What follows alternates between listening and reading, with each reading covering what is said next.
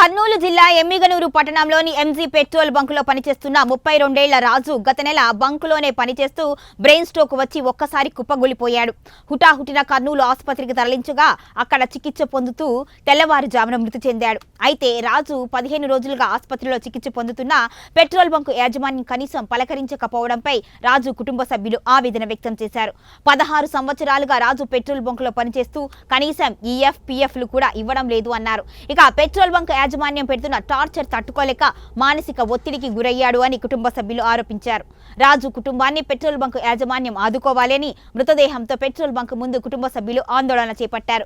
వీరికి సిపిఐ నాయకులు మద్దతు పలికారు. అనంతరం వారు మాట్లాడుతూ రాజుకు 5 సంవత్సరాల కొడుకు ఉన్నాడు అని, అతని భార్య ప్రస్తుతం గర్భవతి అని, రాజు మరణంతో వారు అనాథులుగా మారారు అని అన్నారు. రాజు కుటుంబాన్ని ఆదుకోవాలి అని, లేని పక్షంలో మృతదేహంకు దహన సంస్కారాలు కూడా పెట్రోల్ బంకులోనే నిర్వహిస్తామని హెచ్చరించారు.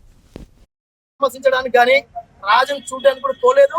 అదేవిధంగా ఇక్కడ పనిచేసే 15 ఏళ్ల కాలంలో కనీసం ఈఎస్ఐ కానీ పిఎఫ్ కానీ ఇలాంటివి రాజుకి కట్టించుకోవడం కూడా ఒక దుర్మార్గ చర్యగా భావిస్తున్నాం. కాబట్టి పరోక్షంగా ప్రత్యక్షంగా ఆ యొక్క రాజుకు ఇవాళ మరణించాడంటే దానికి కారణం ఇక్కడ ఉన్నటువంటి ఎంజీ పెట్రోల్ బంక్ యజమానమే కారణం అని చెప్పి ఇవాళ సిపిఐగా మేము భావిస్తున్నాం.